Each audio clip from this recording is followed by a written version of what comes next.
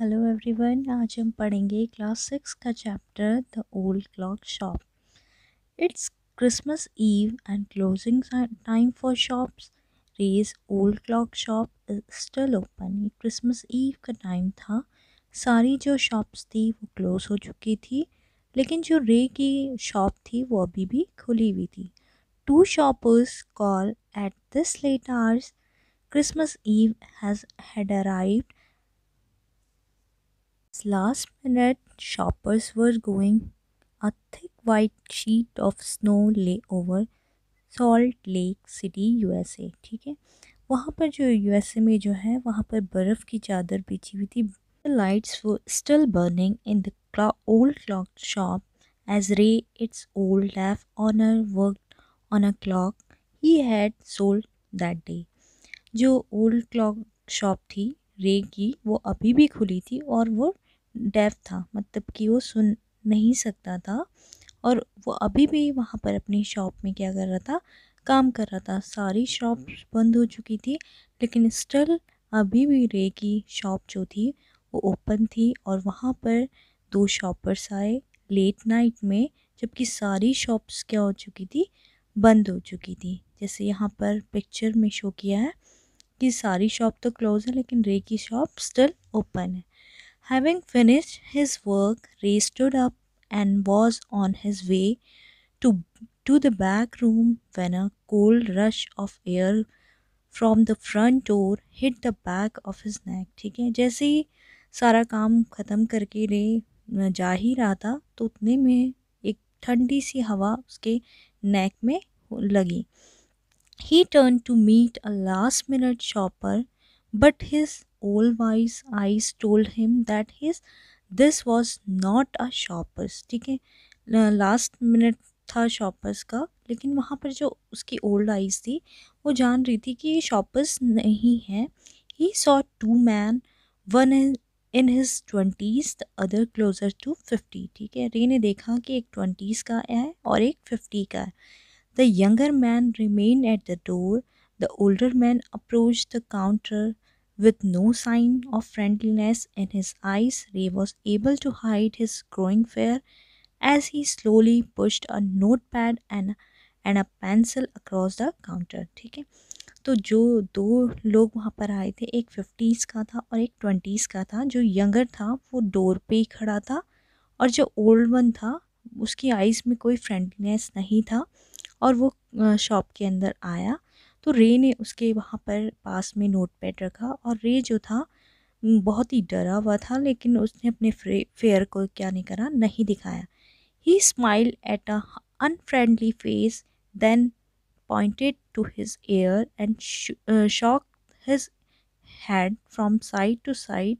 A quiet look of surprise changed the man's face as he studied the notepad, then turned and said something to his friend। ठीक है, जैसे ही रे ने हल्का सा मुस्कुराया तो उसकी आइज़ में जो है थोड़ा बहुत चेंजेस आए, और रे ने जो है नोटपैड में जो लिखा था, तो वो आदमी ने उस जब नोटपैड को देखा तो वो अपने फ्रेंड से कुछ कहने लगा। Ray used the chance to look closely at the man, paying attention to the shape of a gun and a restless hand in the man's right coat pocket। ठीक है, रे को चांस मिला तो उसने देखा कि वो आदमी की पॉकेट में एक हाथ है और वहाँ पर एक गन है। ठीक है, be still he wrote on the note pad, may I help you. रे को काफ़ी गुस्सा तो आया, लेकिन उसने फिर भी बोला उनसे कि मैं आपकी कोई मदद कर सकता हूँ। उसने नोट पैड में लिखा। For the first time the older man look directly at Ray and smiled, a cruel, mocking smile. They both understood why he was there, why his friend remained at the door. They looked like men who were down on their luck and were now ready to try something they would later be sorry about। रे को पता था कि ये shoppers तो नहीं हैं, क्योंकि एक जो है 50s वाला जो ओल्ड मैन है वो उसके पास में खड़ा था, और जो यंगर वंस था तो वो जो है डोर के पास में खड़ा हुआ था, और वो आपस में कुछ बात कर रहे थे। रे को चांस मिला तो उसने देखा कि उसकी पॉकेट में हाथ है और उसके पॉकेट में गन रखी है, बट रे ने अपना फेयर क्या करा, छुपाया, उनको नहीं दिखाया, फिर भी उनसे बोला मे आई हेल्प यू। और उनके फेस में कोई भी स्माइल नहीं थी। Ray knows that his visitors are in need. Ray को पता था जो विजिटर्स हैं उनको कुछ न कुछ चीज़ की ज़रूरत है। He accept an old watch in exchange for a good sum of money. Ray का काम था कि वो क्या करता था, ओल्ड जो वॉच थी वो ले लेता था और उसके बदले में लोगों को पैसे देता था। The message of peace and good will spread everywhere as the old clock chime merry Christmas. ठीक है, इसके इस जो सीन के द्वारा जो मैसेज गया, पीस ऑन अर्थ, मतलब सारी जगह में शांति रहे। ठीक है, the clock ticked on. Drake calmly wrote another message. Have you come to pick up a clock or watch? Then he pointed to the lawn board fixed with hanging clock and ठीक है, फिर से रे ने एक message लिखा कि क्या आप यहाँ पर क्लॉक या कुछ लेने के लिए आए हैं? क्या मैं आपको क्या मतलब कि क्या आप किस उससे आए हैं कि मैं आपकी हेल्प करूँ? क्योंकि रे को पता था जो विजिटर्स है उनको कुछ ना कुछ नीड है। और रे को जो था बहुत ही डर भी था, लेकिन उसने अपने डर को क्या करा, छिपाया। और रे जो था बहुत ही हेल्पिंग नेचर का था। ठीक है, उसका नेचर था रे का कि हेल्प करता था लोगों की, और बदले में उन मतलब लोग क्या करते थे, अपनी वॉच उसके पास रखवा के और कुछ मनी लेके जाते थे। और रे जो था उनसे कोई भी इंटरेस्ट कभी भी नहीं लेता था और सबकी यूं ही मदद करता था। तो वैसे ही यहाँ पर जो दो शॉपर्स हैं वो भी आए।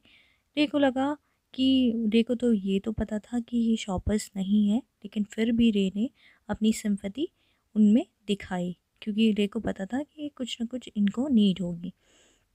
Pocket watches, he was not a pawnbroker, but at the same time couldn't say no to the needy people who placed their old watches and clock before him for anything they could get. He learned more than he should.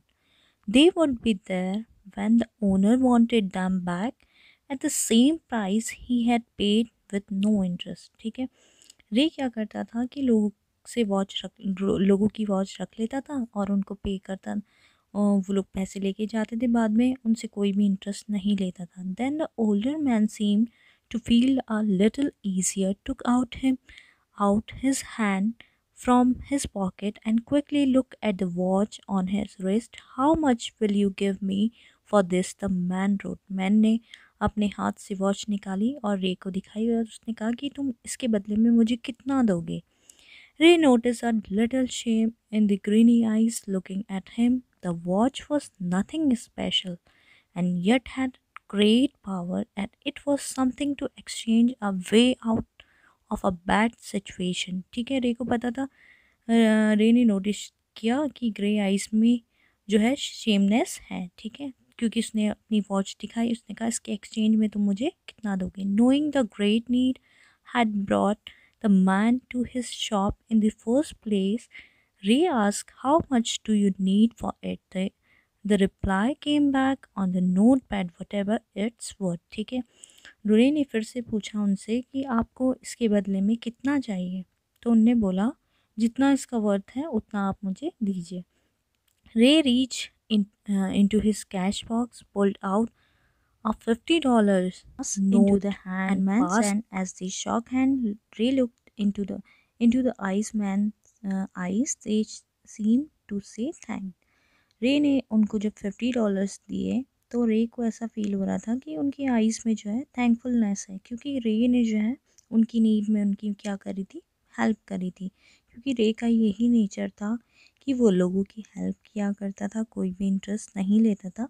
सारी shops बंद थी, लेकिन रे ने फिर भी still in दोनों के लिए अपनी शॉप को ओपन रखा, क्योंकि लास्ट मोमेंट में ये शॉपर्स जो हैं रे की शॉप में आए, और जो ये हैं ये रॉबर्स से लग रहे थे, कोई शॉपर्स नहीं थे, क्योंकि ये जो थे अपने माइंड सेट करके कुछ और आए थे। लेकिन यहाँ पर रे जो है अपने फेयर को क्या कर रहा है, छिपा रहा है। रे को पता है कि ये कुछ और चीज़ के लिए आए हैं, लेकिन रे ये भी सोच रहा है कि ये नीड में है तो मैं इनकी क्या कर दूँ, हेल्प कर दूँ।